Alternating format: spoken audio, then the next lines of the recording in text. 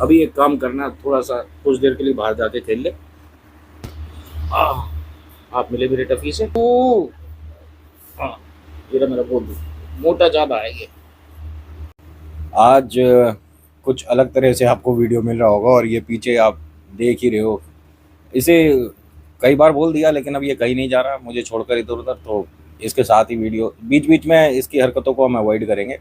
वो अलग ही काम में लगा हुआ है। नमस्कार, हर हर महादेव, जय भोलेनाथ। आपका स्वागत आपके खुद के यूट्यूब चैनल पर जिसका नाम है चाचा के फैक्ट्स। मैं नितिन हूँ, कहानियाँ सुनाता हूँ, और कभी फैक्ट्स, कभी ईश्वर से जुड़े चमत्कार, कभी रोचक पौराणिक कथाएं, कभी तीसरी शक्ति के प्रकोप, और मैं कहानी के माध्यम से समझाता बताता हूँ।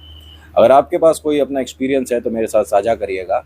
थोड़ा वक्त लगता है लेकिन हर किसी की कहानी को मैं सच मानकर अपलोड करता हूँ। अभी फिलहाल चैनल का इंट्रो, उसके बाद आकर शुरू करता हूँ। कहीं मत जाना, पूरी कहानी सुनना। हर हर महादेव।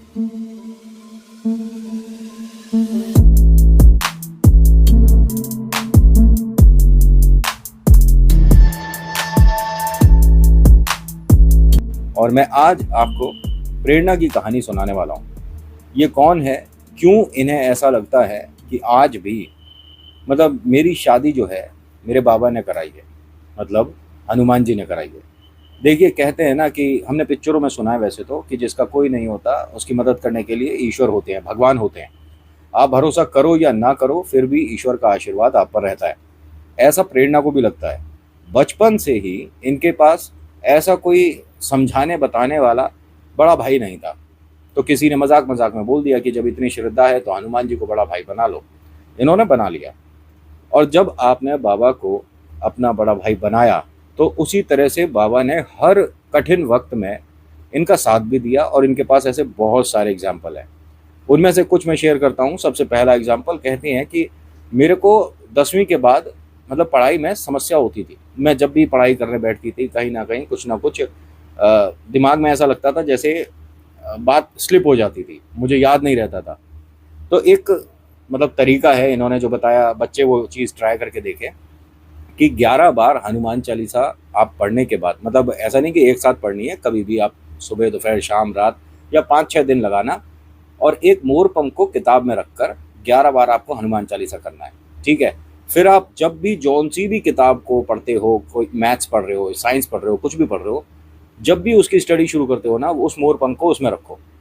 इन्होंने कहा मैंने ये करके देखा, और ये किसी बड़े पंडित जी ने बताया था कि बेटा ये करके देखना, अगर आपको, और अगर बाई चांस आप ये कहते हो मोर पंख कहीं अवेलेबल नहीं है तो तुलसी का पत्ता भी रख सकते हो, ये ट्राई करके देखना। मैंने इसे ट्राई किया नहीं है, लेकिन अगर किसी के साथ कुछ अच्छा होता है कुछ करने कहने से, तो मेरा फ़र्ज़ है कि मैं आपको भी बताऊं कि इनके ज़िंदगी में कैसे परिवर्तन की शुरुआत हुई थी। इन्होंने सबसे पहले ये काम किया, 11 बार हनुमान चालीसा पढ़ने के बाद इनके अंदर कॉन्फिडेंस डेवलप हो गया, और हनुमान चालीसा अब इनका डेली का हो गया। डेली पढ़ती थी, सुबह शाम ज़रूर पढ़ती थी। घर वालों ने ना कभी रोका ना कभी टोका, भाई पूजा पाठ करने में कौन ही रोकेगा। घर से सपोर्ट इन्हें उतना नहीं मिल पा रहा था, क्योंकि जो पैसे से है ना, बहुत मजबूत नहीं है। ये घर कुनबे में मेरे ख्याल से अकेली ऐसी बिटिया थी जो कि बहुत ज़्यादा मेहनत करती थी। अपने पापा के ऑफिस का भी काम जितना हो पाए इनसे पॉसिबल करती थी, और मदद करती थी उनकी। घर में चौका बर्तन में अपनी मम्मा की मदद करती थी। इनकी एक बड़ी दीदी थी, एक इनका बड़ा भाई था। कुछ सोच जो मिडिल क्लास फैमिली है ना, उनकी ऐसी होती है जैसा इनका था। बड़े भाई की शादी से पहले इन्होंने अपनी जो मंझली बिटिया है उसकी शादी करी। ठीक है। और उसकी शादी में अच्छे से इन्होंने पैसा वगैरह लगाया, अच्छे से शादी हुई। बीच का कठिन समय बहुत ज़्यादा कठिन रहा, लेकिन हर बार मदद हनुमान जी ने करी है। और इनके जो अनुभव है ना, उन्होंने 3-4 मुझे ऐसे बताए हुए हैं, वो भी मैं अभी कहानी में आपको बताऊंगा। इनकी जो बहना है, बड़ी बहना, उसकी शादी अच्छे से हुई। भैया जो है वो एक जगह जहाँ जॉब कर रहा है, वहाँ से भी जो मदद हो पाई पैसों से वो करी। पापा ने भी मदद करी, और ये गुड़िया भी जॉब पर आ चुकी थी, लेकिन भैया से पैसे आधे थे। फिर भी इसने अपनी दीदी की शादी में बढ़ चढ़ कर हिस्सा लिया, मदद करी। जो रुपया 2 रुपया लगा सकती थी वो लगाया। अगली बारी आई भैया की। भैया की शादी के बाद से जो इनके घर में भाभी आई, उन्होंने, मतलब इसको ना एक्सेप्ट नहीं करा, एक तरह से कह सकता हूँ। उसकी बातों में नुक्स निकालती थी, उसके खाने बनाने में, जो भी उसका खाना बना कर लाती थी उसमें कभी कुछ समस्याएं आने लग गई। 4 बर्तन होते हैं तो आवाज़ आती है, लेकिन ये बर्तन कुछ ऐसा था जैसे बाकी बर्तन घर के पसंद नहीं थे इनकी भाभी। ठीक है, माफ़ी चाहूँगा कि मैं बर्तन कह रहा हूँ, लेकिन इन्होंने जो बताया उस तरह से तो मैं बर्तन कह रहा हूँ। काफ़ी अच्छा और सही शब्द है, वरना तो कुछ और कहना चाहिए था। खैर, होता क्या है कि धीरे धीरे ये गुड़िया अपने भैया को भी थोड़ा सा, हाँ ये बात समझती नहीं है, हाँ इसको खाना बनाना नहीं आता, अगर नहीं आता तो तुम बता दो कैसे अच्छा बनता है, मैं बनाऊंगी नहीं और तेरा खाना अच्छा नहीं है, ये वाली बात इनके साथ चल रही थी। इन्होंने अर्जी लगाई बाबा से, हनुमान जी ने इनकी सोच भी बदल दी। ये जो भाभी आई थी ना, जो नुक्स निकालती थी, वो इनकी सहेली हो गई 3 महीने के अंदर। हनुमान जी जब चमत्कार करते हैं तो परिवर्तन ऐसे ऐसे होते हैं। ये तो मैं जल्दी जल्दी आपको इनका एक्सपीरियंस भी बता रहा हूँ, और जो मेन बात है उस पर भी आऊँगा। भाभी से बात अच्छी हो गई, लेकिन भैया की पोस्टिंग या ऑफिस ने दूसरी जगह भेज दिया, इसलिए ये दोस्ती यहीं बीच में 3 महीने के बाद हट गई। माता पिता ने कहा कि देख, इसमें कोई समस्या नहीं है, अगर तुझे वहाँ पर जॉब अच्छा, एग्जाम्पल पहले दिल्ली में था अब बेंगलोर जा रहा है, लेकिन आप 15 दिन में घर आ सकते हो, क्योंकि 3 दिन की छुट्टी मिलती है। जो इनका काम था 15 दिन करना है, फिर 3 दिन का ऑफ है, तो ऐसे में ये आते रहते थे घर पर। लेकिन माता पिता से अलग हुए, बेटे को भी बड़ा अजीब लगा, बुरा लगा। और वो जो बहू रानी आई थी, शुरुआत के 2-3 महीने अपनी ननद और अपने सास ससुर से अच्छे से एडजस्ट नहीं हो पाई थी, मतभेद था, थोड़ा बातचीत नहीं हो पा रहा था। लेकिन जैसे ही हनुमान जी ने उस तरफ भी दिमाग इनका ठीक किया, तो ये दोस्त बन गई थी। अब दोस्ती शुरू नहीं हुई और जाना हो गया। खैर, धीरे धीरे वक्त बीत रहा था, और यहाँ ये बहुत मेहनत करने के बाद भी अपने माता पिता को फाइनेंशियली सपोर्ट नहीं कर पा रही थी, क्योंकि इसकी तनख्वाह उतनी नहीं थी। अब अर्जी लगाई इसने बाबा से एक और, हनुमान जी से अर्जी ऐसी लगाई कि शायद एक एक शब्द सच हो गया। ध्यान से सुनना, वैसे ज़्यादा बड़ा अनुभव नहीं है, छोटा सा अनुभव है, और मुझे ऐसा लगता है कि अगर आपको पसंद आएगा तो आप शेयर भी करोगे आगे। इन्होंने अपने बाबा से, अपने हनुमान जी से एक अरदास लगाई कि मैं अपने माता पिता को पैसे से सपोर्ट नहीं कर पा रही भैया, और अगर ऐसा ही है ना, तो मेरे ब्याह में, मेरी शादी में माता पिता के सिर पर बहुत माथे पे टेंशन है, क्योंकि भैया की शादी या बहना की शादी के बाद बाजार का रुपया 2 रुपया लग गया है। मेरे पिता और माता अब मेरी शादी नहीं करेंगे, मेरी शादी तुम कराओगे, ठीक है, मेरा बड़ा भाई है ना तू, तो मेरे शादी की सारी जिम्मेदारियां तेरी हैं। और जितनी भैया और दीदी की शादी अच्छे से हुई है ना, घर परिवार में, कुनबे में, आसपास के गांव में हमारा नाम हुआ है। पापा ने बढ़कर ही, अगर उनकी गुंजाइश 5 रुपए की है तो उन्होंने 8 लगाई। शादी हल्की भी नहीं चाहिए बाबा, और मेरा बड़ा भाई है, अब तू अपने आप सोच ले। जो इन्होंने कहा वही मुझे बताया, और मैं वही चीज़ बता रहा हूँ। धीरे धीरे वक्त बीत रहा था, इसकी श्रद्धा, इसकी आस्था बाबा पर थोड़ी बहुत डगमगा भी रही थी, क्योंकि इसके लिए, गुड़िया के लिए जो भी रिश्ता आ रहा था, हमें ये चाहिए, हमें कूलर चाहिए, हमें एसी चाहिए, पंखा 3 पंखड़ी का, 4 पंखड़ी का, 5 पंखड़ी का, और वो सारी डिमांड, ये गाड़ी इतने की है, वो गाड़ी तो उतने की है। लड़की ने पढ़ाई क्या कर रखी है, जॉब कर रही है, आगे फ्यूचर में और अच्छी जगह जॉब लगेगी, वो मतलब नहीं करता, लेकिन हमें तो पंखा चाहिए। ये जो इस तरह का पंखा, कूलर, एसी, फ्रिज गाड़ी वाले हैं, मैंने देखो पहले भी बताया कि अपने घर का कोई भी आसपास का बढ़िया सा कोना देखकर, मजबूत सी दीवार देखकर उसमें सिर लगा दो। और अगर आपको लगता है कि नहीं हम क्यों करें, तो इसमें एक और बढ़िया ऑप्शन है कि आप कोई भी अपने घर से नज़दीक चौराहा जो बैठता है वहाँ पर जाइए। बहुत बढ़िया तरीका है, इसमें आपको फ्रिज, कूलर, एसी सबकी व्यवस्था हो जाएगी। जो मांगते हैं ना इस तरह से, उनके लिए बता रहा हूँ कि घर के आसपास जो भी रेड लाइट है, जहाँ पर ट्रैफिक रुकता है, वहाँ पर एक बोरी डालकर, एक कटोरी घर में होती है, किचन में एक बड़ी सी कटोरी, कटोरा ले लो आप बड़ा वाला, और वहाँ बैठ जाओ, और बस जो आ रहा है उसकी तरफ भीनी भीनी, भीगी भीगी नज़रों से देखते हुए बोल दो भगवान के नाम पर कुछ, मदद हो जाएगी। सच बता रहा हूँ, अगर व्यापार चल गया तो कूलर, एसी, फ्रिज, दुनिया बहुत बड़ी है, सब मदद करेंगे, बढ़ चढ़कर मदद करेंगे। क्यों किसी गुड़िया के और पापा के कलेजे पर आप अपना बोझ डालो। सच में घर के पास जाओ, और इसमें आपको ज़्यादा पैसा लगाने की ज़रूरत नहीं है। बोरी कहीं भी मिल जाती है ना, बोरी ले लो, बोरी नहीं है तो घर से कोई चादर ले जाओ, बैठ जाओ। और कटोरी, कटोरे तो देखो घर में होंगे, है ना। बेटे की शादी करने जा रहे हो, घर में कटोरी तो होगी। कटोरी लेके बैठ जाओ, जो मिले उससे। वो फिर आपके ऊपर डिपेंड करता है कि आपको विंडो एसी चाहिए कि स्प्लिट एसी चाहिए, कूलर प्लास्टिक का, लोहा, ये तो जैसी कमाई वैसा खर्चा। होता क्या है, गुड़िया के पास जो भी आ रहा था, ये दे दो वो दे दो वाला आ रहा था। इसने बाबा से अरदास लगा दी कि अगर 3 महीने के अंदर आप किसी ऐसे रिश्ते को घर तक ला सकते हो तो ठीक, जिसमें शादी तुम कराओगे, वरना उसके बाद मैंने शादी नहीं करनी। माता पिता बहुत ज़्यादा टेंशन में रहते थे इसकी शादी को लेकर, क्योंकि उम्र थोड़ी सी बढ़ गई थी। ऐसा हमारे हिंदुस्तान में है कि उम्र अगर बढ़ जाती है ऐसा, जबकि विदेश मैं 3 साल रहा तो वहाँ पर उम्र का कोई मतलब ही नहीं होता। ठीक है, इंसान का दिल मिलना चाहिए, सोच मिलनी चाहिए, मेंटेलिटी अच्छी है, ठीक है, लाइफ एक साथ गुजार रहे हैं, कर ली शादी। वो अलग बात है कि 2 साल बाद किसी और से वो माँ क्यों जा रहे हैं। अच्छी अच्छी बातें सीखनी चाहिए, ऊट पटांग बातें नहीं सीखनी चाहिए। होता क्या है कि इनके घर एक रिश्ता आया, इनकी हैसियत से बहुत ऊपर है। बाबा ने जब इससे ये बातें सुन ली होगी ना, तो शायद बाबा ने ही भेजा। मैं तो देखो भरोसा करता हूँ, इसीलिए मैं मानता हूँ कि जो चमत्कार करते हैं भगवान, और जो थोड़ा गलत हो रहा है हमारे साथ वो हमारे कर्म। इनके घर जो आया, माता पिता अब ये नहीं समझ पा रहे कि इन्हें हम भैया कुर्सी पर बैठाएं, सोफे पर बैठाएं, सिर पर बैठाएं, क्योंकि ये हमारी हैसियत से बहुत ऊपर हैं लोग, ये ना हमारे सोच से परे है शादी। उन्होंने गुड़िया को बुलाया, जैसे ही गुड़िया इनके सामने आकर बैठी, और पंडित जी भी आए थे जिनको जन्मपत्री दे रखी थी गुड़िया की। उन्होंने बताया कि इससे अच्छा मैच, इतने ज़्यादा गुण मिलना, दोनों एक दूसरे के लिए सौभाग्य, मतलब हर चीज़ बहुत अच्छी है अगर शादी हो जाती है। उन्होंने कहा कि ठीक है, शादी हम सोच कर बताएंगे।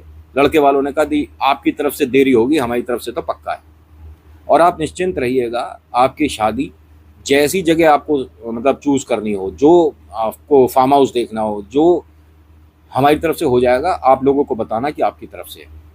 ये गुड़िया ने मना कर दिया।